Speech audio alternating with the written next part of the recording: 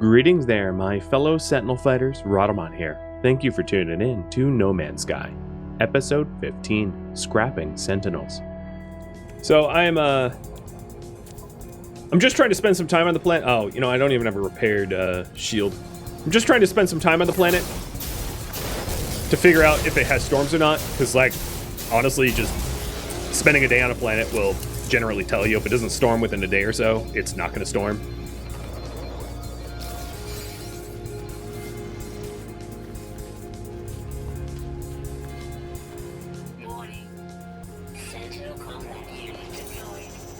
And I do have the paralysis mortar ready to be used on the harder units. I probably should have repaired my shields ahead of time. But, well, whatever. Hopefully it won't come back to bite me.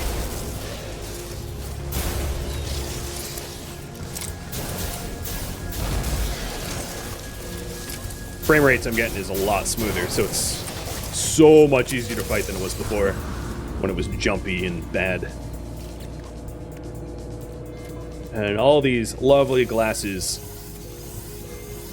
some of them turn into upgrades. This one sucks, but, you know, there's always a chance for a good one. And you can also sell those potential upgrades. I'll explain when my brain's not preoccupied with survival. Oh, no, maybe I can. So when you break down the glass, it gives you a unknown... sometimes it gives you an unknown upgrade.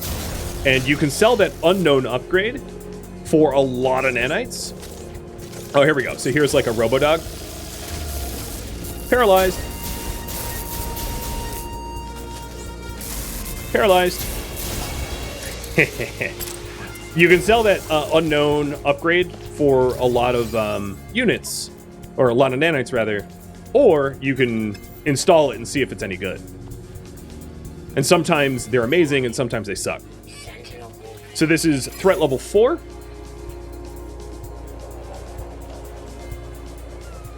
The walkers.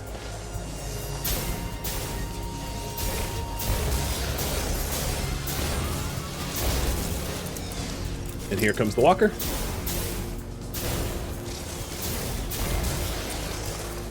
Trying to hit me with mortars.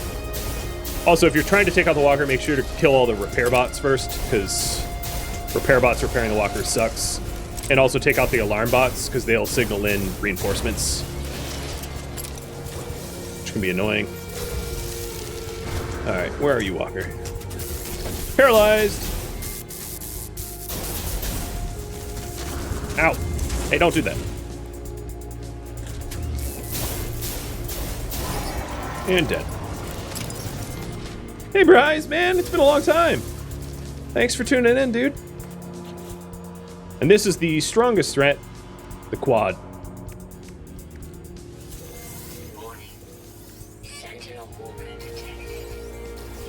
Or rather, the walker, the big walker.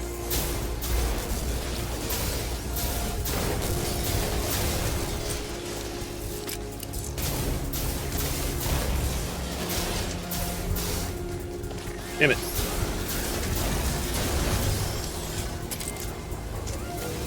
Oh boy! It's big! Oh, Jesus. Didn't see that sneak up behind me.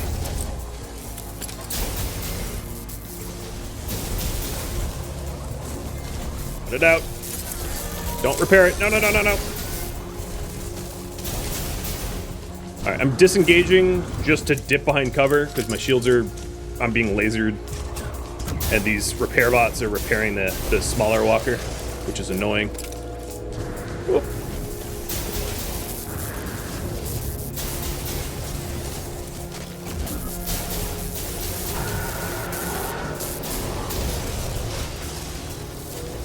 Sweet.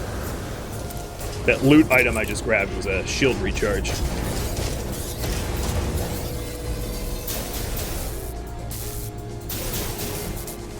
Now, there's probably still repair bots left for me to clear.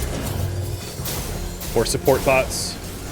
Which clearing them is going to make it a lot easier to kill the big one.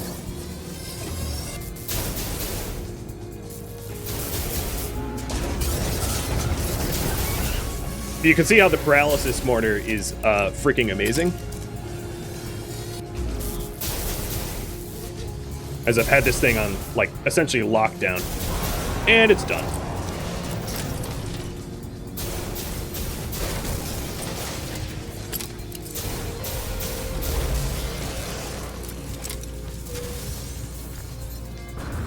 They keep deforming the terrain, popping holes into the ground. So that is... Well, okay, this terrain deformation is my fault. That is the strongest land sentinel, and clearing it gives you Walker Brains, which is an upgrade resource, and then also reveals the Sentinel's Nest, which is over yonder.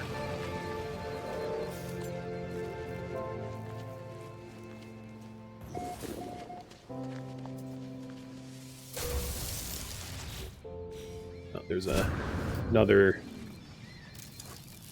Oh, it's just signaling the machinery. Okay, I think I looted everything I needed to. I was pretty good about that, doing that mid-fight. You can also see why you would not want to fight those things on, like, a particularly hazardous planet. Wow. The RNG of loot I got sucked. I got, like, 2 mods. So I got another weapons mod. You can have up to 3 of these. 3 of these Sentinel modification things. The 3 I have are all pretty bad. Recharging my mortar. I still have a broken shield on my exosuit. So let's head over to the Sentinel pillar and get a little bit more glass. Why not? No complaining after the S-tier freighter. Yeah, I mean, the S-tier freighter was incredible, but the fact that it's a freighter is pretty useless. If like I said before, if you want anything S-tier, it's going to be, I don't know, a ship or a multi-tool. So there was a walker guarding this thing, but destroying the other walker deactivated it, so I can just loot the walker that was here guarding this pillar. And all the other mechs that were here got poofed as well. And then when you're here, you can destroy these pillar nodes, which gives you glass, which gives you a chance to get more mods. This is good for like mod farming. So let's see. Did I get mods? Yes, yes, yes. Oh, 3. Core health and fuel efficiency. That's pretty good. I'm going to have to pick between one because you only can have 3 of them. So sprint distance, life support tanks, fuel efficiency, sprint distance. That one is the worst. And solar panel and core health. So solar panel power just helps you not use so much life support. And then core health is like your tankiness. And life support tanks is, well, your life support capacity. Do the weapon one. Damage and fire rate 10% is pretty good. So let's get rid of 3 fire rate, 2 damage. It's probably the worst of those 3. So you can farm glass to sort of min-max your Sentinel mods, or you can just sell the glass. And then the last thing to do with the Sentinel node is to hack it. Here's a storm. So I could, if I wanted to, get this B-class multi-tool, but I don't want it. And then access the logs.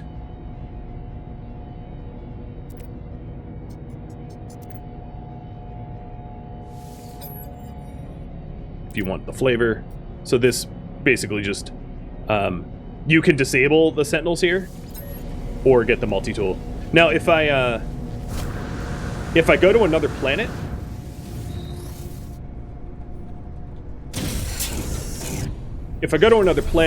I can use this Sentinel boundary map to locate one of the pillars, and then I can go straight to the pillar and deactivate all the Sentinels around. The reason to do that is if the planet had like grav balls or some other rare resource that was expensive, you can just deactivate all of the Sentinels and then farm to your heart's content around that pillar that you deactivated. Because it once you deactivate the pillar, the Sentinels no longer patrol that area, so that no matter what you do, no matter what resources you farm, they never show up.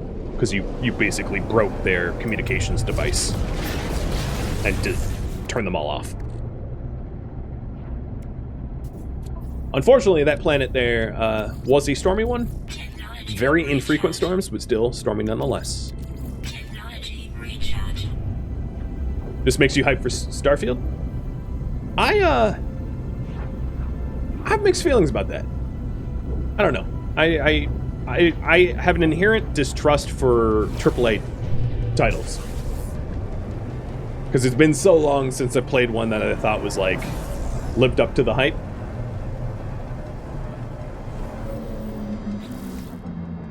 And there really isn't a AAA company that I would, like, inherently trust anymore. I have some trust issues, as any veteran PC gamer can probably attest to for AAA titles.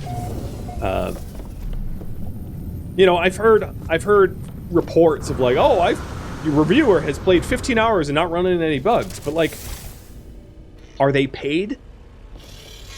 You know? I don't know. I'm just such a skeptic, and I think it's probably healthy to be skeptical nowadays. And I hope I eat my words. I really do. I hope it's brilliant, and I hope it floors me. I just don't expect it to. So right now, I'm just offloading some of the excess stuff that I've got into the freighter, so I don't fill up my exosuit or starship. Actually, the pugnium should be in my starship anyway, because it's the launch fuel that I use. Okay, well, unfortunately that was not habitable, so let's do another hop.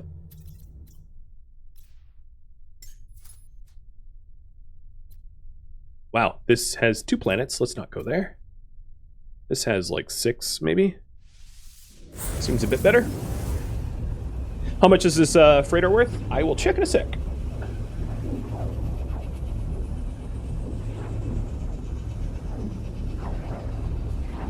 Yeah, I don't get hyped about new games anymore. In fact, I make it kind of a point to not read anything about a new game, like nothing at all. I try to avoid it completely and treat it all like spoilers. And then I wait for it to come out, and I try to see player reviews. I don't care about the magazines. The magazines lie. Like, I don't remember the last time I agreed with what a gaming magazine had to say. So I just completely ignore gaming magazines, and I just completely go off of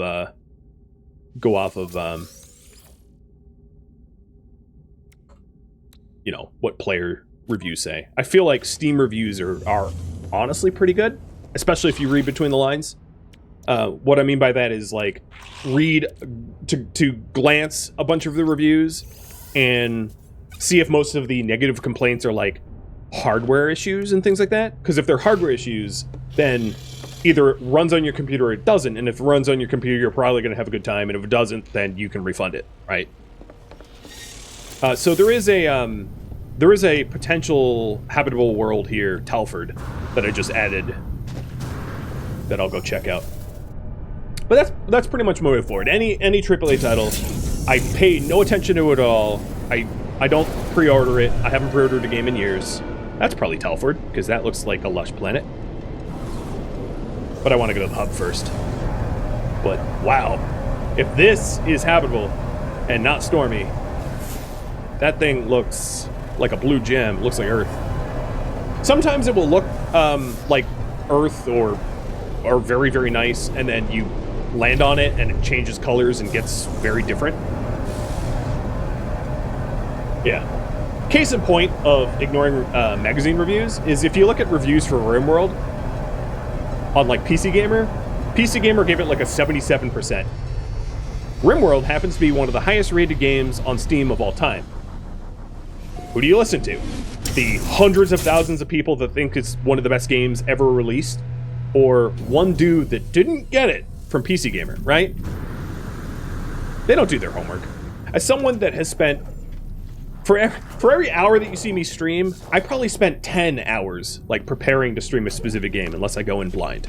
So for someone that actually does their homework, it offends me that those gaming journalists even have a job. I'm not calling all of them out, because some of them do their homework, and some YouTubers are not biased, and they give as unbiased a review as they can, but that's the minority, and it's unfortunate.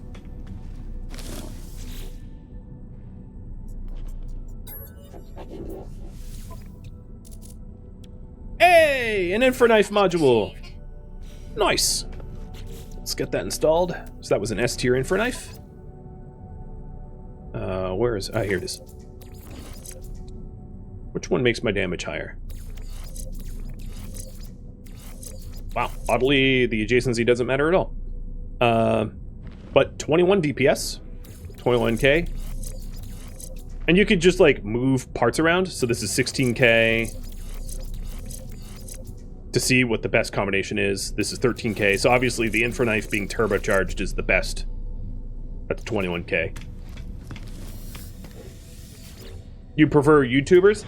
I prefer, yeah, I mean, I agree. I prefer YouTubers.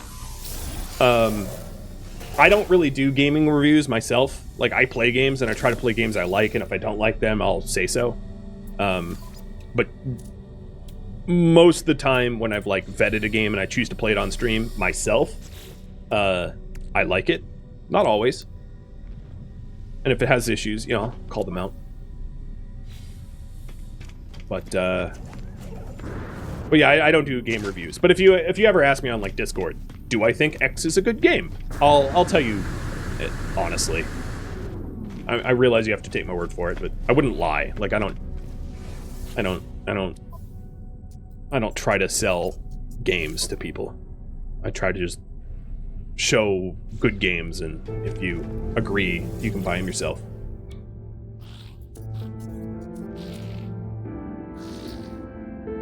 And I have no problem, like, going against the norm. Like, for me, for instance, I have no problem saying that I thought that Cyberpunk at release, provided you didn't have any game-breaking bugs, was a decent enough game. It was no better or worse than, like, Watch Dogs or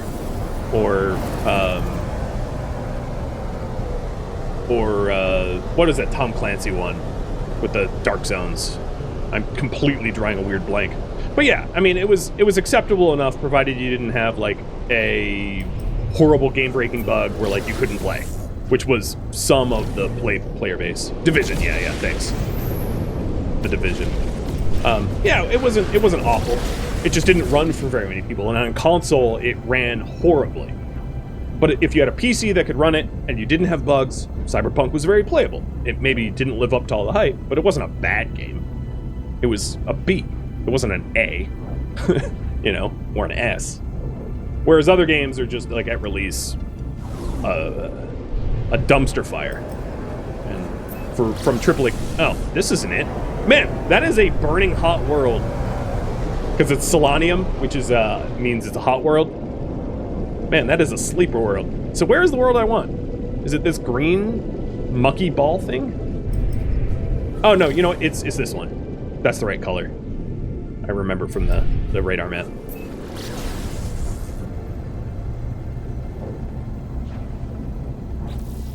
The Division was a pretty good game. Like, I only played the original. I didn't play the follow-up. The Division was a pretty good game in PvE until you got to endgame, where everything was a bullet sponge. And in PvP, everybody cheated. So if you went to a dark zone, you would have cheaters just, like, insta-kill you out of nowhere. So, like, The Division being a good game has a lot of asterisks. Because the bullet sponge endgame PvE sucked, and the PvP sucked. But until you got to those points, it was okay, I guess. Again, you know, I'll say it how I feel. You know, another game that I logged some time in was like Darktide. And I think Darktide is a bad game. I just enjoyed playing it. Darktide is it's kind of like Left 4 Dead, but in the Warhammer universe. And it has so many issues, and it's so frustrating. But I have enough hours logged into it that I can't say that it's terrible. It's just not good. All right, come on, Telford. Please, no storms. Please, no storms. And also, while I'm down there, maybe I'll get some sodium for the shields that all broke. Yeah, I'm actually interested about the Cyberpunk update, because I feel like the initial reviews say that it like fixes a lot of the base games. Basically, they're trying to No Man's Sky it. Speaking of No Man's Sky, because anyone that remembers the release of this game, the release of this game was like a dumpster fire. They promised a multiplayer game, but what they meant was it's not multiplayer at all, or at least initially. It is now. It is now fully multiplayer, but at release it was not, and it pissed a bunch of people off because it was misleading. It was one of the worst launches ever, but it was also subsequently one of the best redemption stories ever, because now it has virtually everything that it promised at launch and more. It's a better game than they even hyped it up to be initially. Unusually mild. Or usually mild, sorry. I'm illiterate. So, yeah. This could be planet number 3 to vote on. Potentially. So, here's what I'm going to do. Should I find other potentially colonizable planets, or just pick from the 3?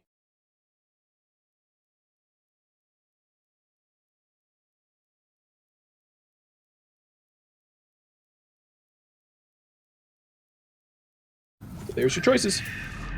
And while you vote, I'm going to try to find some sodium. There it is. Oh, I can even walk to it.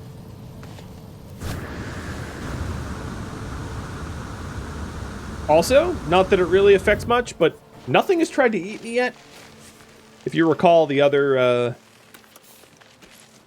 world that I was on, things just kept trying to eat me everywhere, because all the animals were like predators. Their food chain was very weird, is all I'm going to say.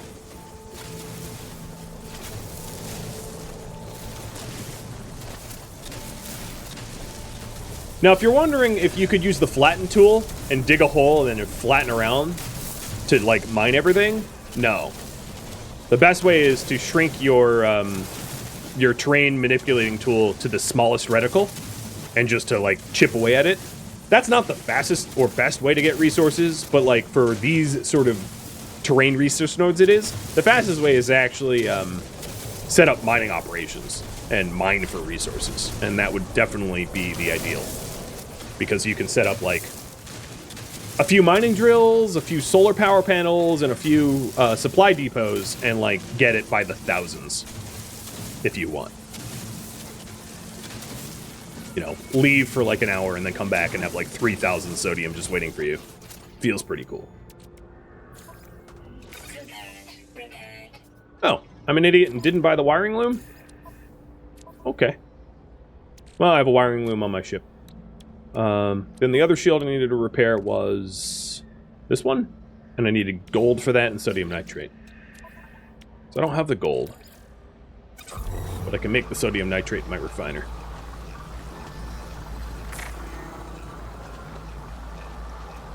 So it looks to me like you guys want to vote for one of the 3, so let's have a vote. It's going to be kind of difficult to figure out which one is which, but here's my personal records. So we have Zemo.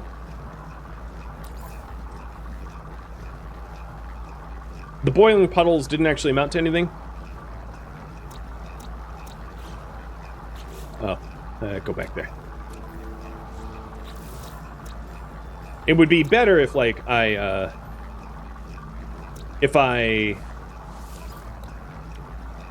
saw their solar systems, but whatever. I'm curious, actually, if the game tells me if any of them are planetary records. Let me check real quick. Not that I'm necessarily going to go with the highest colonizable one. Yeah, oddly enough, not either of the 3 are the most colonizable. The Paradise Quotient. The Paradise Quotient is also heavily driven by Sentinel presence. So if a planet that is not particularly inhabitable has no Sentinels, it's going to be very high in the Paradise Quotient. But we have Zemo, Cattag, and Telford. So which colony?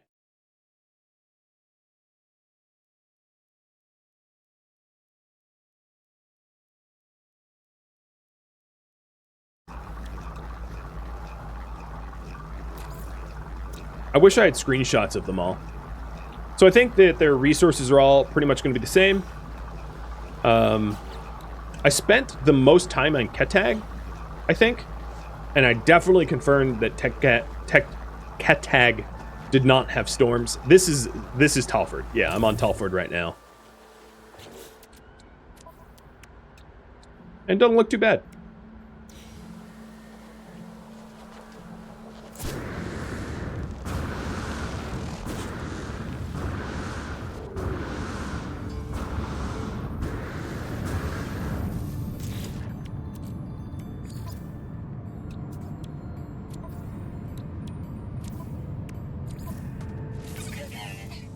There we go. Shields are back online.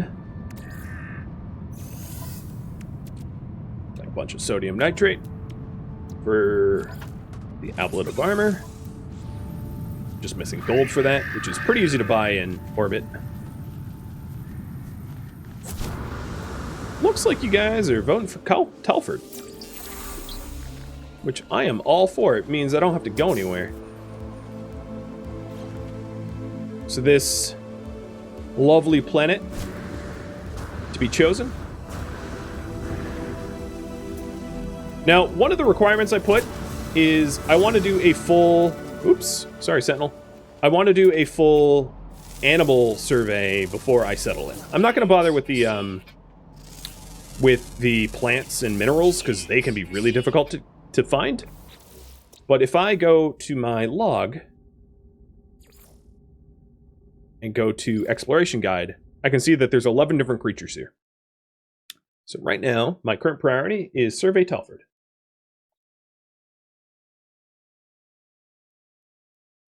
Oh, I also missed a dog treat. Sorry about that. Here, buddy. So in the exploration log, you can see there's 21 different flora, 15 different minerals, and 11 different animals. And then the animals themselves, if you go to discoveries, it will tell you roughly where they're found. So like, this animal's found, it's diurnal, mostly diurnal, found in the south, and it's on the ground, right?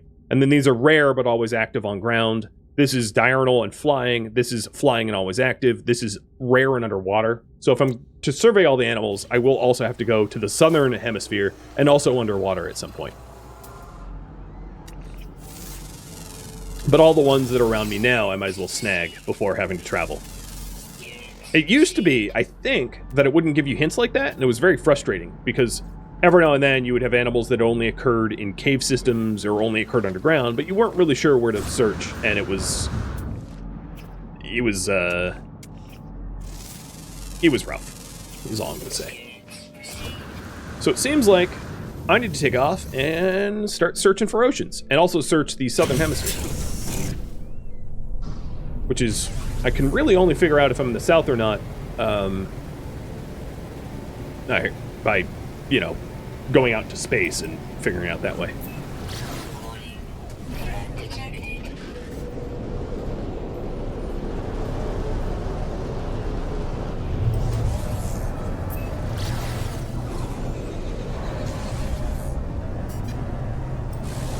So this doesn't have so much oceans as it has like pockets of lakes. So I'm going to see if there's like actual oceans, because sometimes the smaller lakes won't spawn lake animals or ocean animals because they're just too shallow. I mean, this is presence of water, which is pretty cool. Planets either have or have not water. It depends on the solar systems they're in. Oh, here we go. Here's the oceans.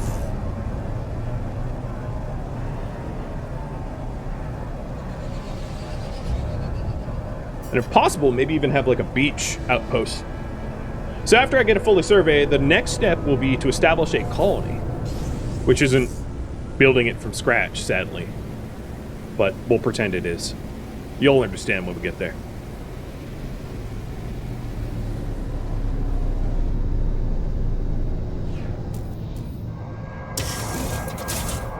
Oh, dang. That is a lot of oxygen. Look at that.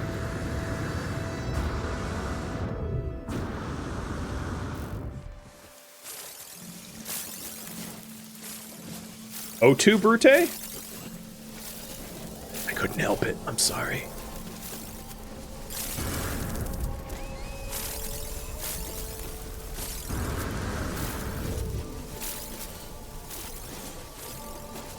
Oxygen is one of those things that can be really annoying to get, especially if you're trying to like set up your initial personal refiner or something like that, because it requires so much oxygen. There's also some base building that requires oxygen, and obviously to recharge your life support systems, unless you just buy like dioxide, something like that. So oxygen, abundance of oxygen is always nice to have.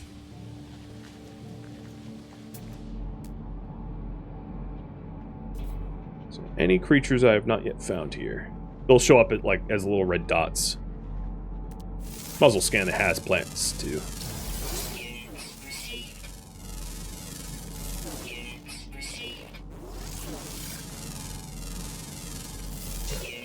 I've been playing BG3? No, not in the last 2 years. I played it 2 years ago. Oh, here's an animal I've never seen.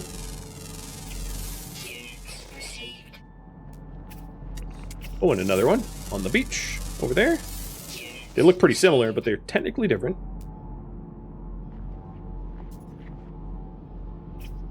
I don't see any other red dots. What am I up to now? 7 of 11? Ocean time. Unfortunately, I don't have a rebreather or water jets, which is going to make... Ha! Deepest ocean so far. But I immediately... Oh, God. You guys are creepy looking.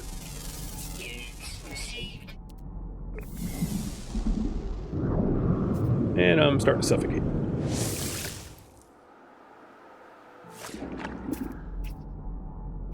Well, I probably went a little too deep into the water, because now I have to swim my way out, and it's a little slow.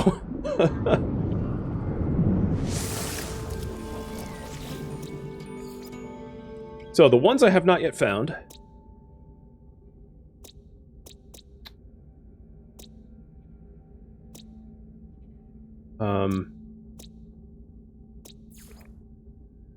How can I tell from this list?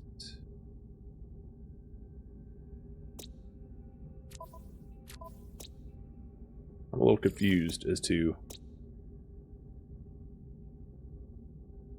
what I have and have not seen.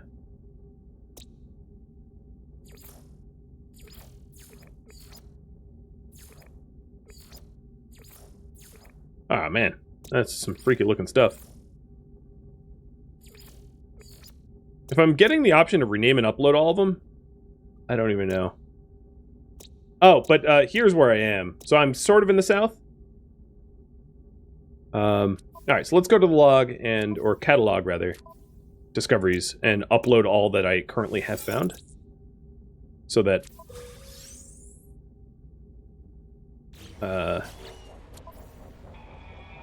because I don't like renaming creatures. I just want to have them have their like weird scientific names. So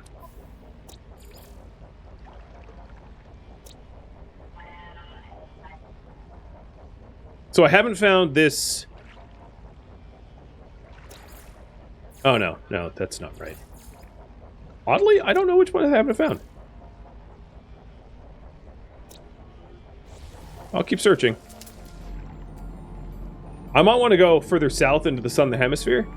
All the animals that I found so far, or know of rather, are diurnal. So there's no nocturnal ones. So it's not like I have to be out at night, which is good.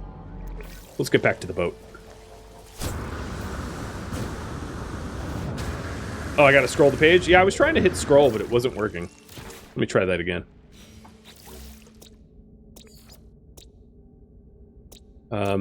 Yeah, the mouse wheel is not actually doing anything here. 1, 2, 3, 4, 5, 6, 7, 8, 9. So this is what I found, but not what I haven't. I wonder why the mouse wheel isn't working.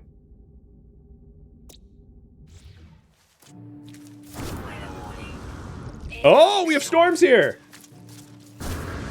Well, fancy that.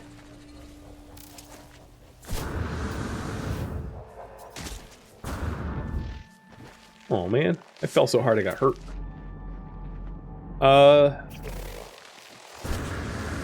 Question to you all is, do we abandon Talford as a possibility given the storms?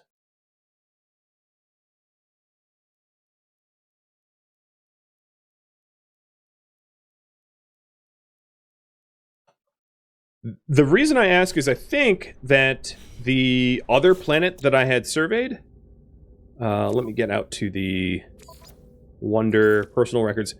Cattag, I spent a lot of time on, and I didn't get a storm. It's not to say that it doesn't have storms, but it did read as weather mellow, whereas where I am now did not.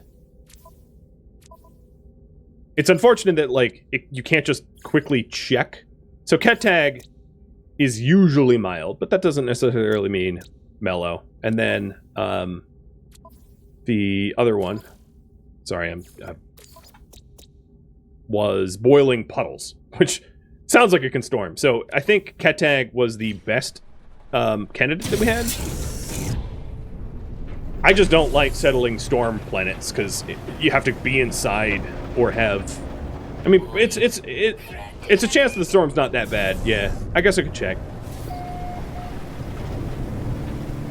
But it's still, I don't role-playing wise, I don't enjoy storms.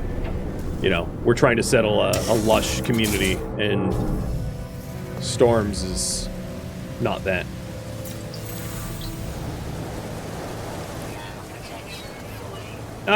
It's boiling, 109 Celsius, so it's hot. It's quite hot.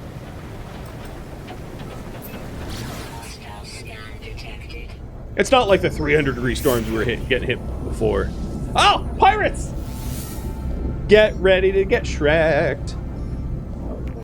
All right, we're gonna abandon Talford, so I'm gonna survey Cattag next, after, you know, murdering pirates that want to kill me. Hostile ships approaching. Approach.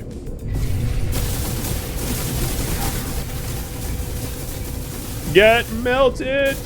The only thing about the Emperor Knife is it does overheat, so you gotta make sure to manage your heat so you don't get thrown on a long cooldown.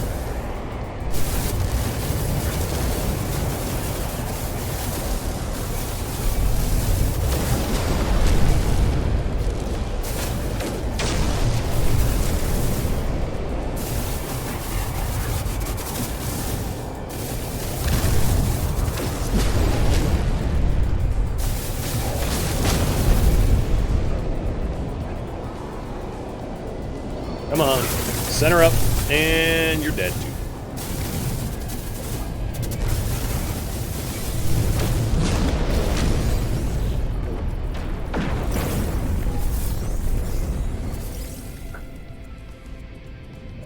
Banned geology cannon and scanning system. You know what? I'm gonna install the black market scanner in my So this black marker scanner is kind of worthless. It does give me a lot of scan radius, which isn't bad, but it makes it so that when I scan plants, I get a lot more units, which is like, whatever, I don't need units.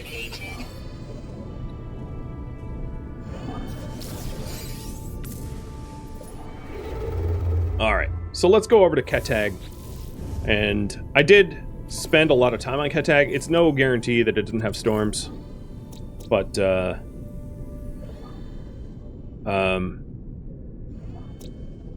how do I get back there? Don't tell me I have to find it. Although I haven't discovered a ton of stuff. So what solar system was that in?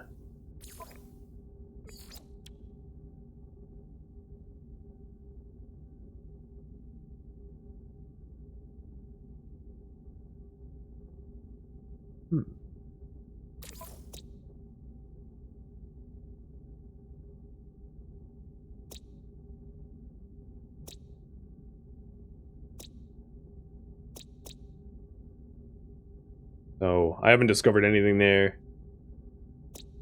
Now I have to go find it. Was it here?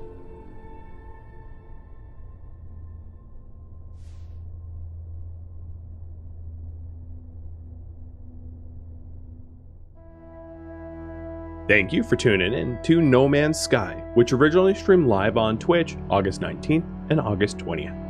If you have any questions for me, let me know in the comments below, and if you have any feedback, you can let me know there as well, but please keep in mind that this was a mini-series, so all of the content has already been recorded and changes cannot be made. If you would like to catch a live stream of mine, Rhadamant.com has my stream schedule and countdown timers to upcoming streams. If you would like to help to influence the games that I play, please join me on Discord. A link to Discord can be found in the description of this video and also on my website. Thank you so very much for watching, and a special thank you to all of my Twitch subscribers and Twitch viewers that turned out to the marathon, my Patreon patrons, and viewers like you that made it all the way to the credits. Thank you so very much. Hope to catch you next episode or an upcoming stream. Farewell, my fellow space explorers.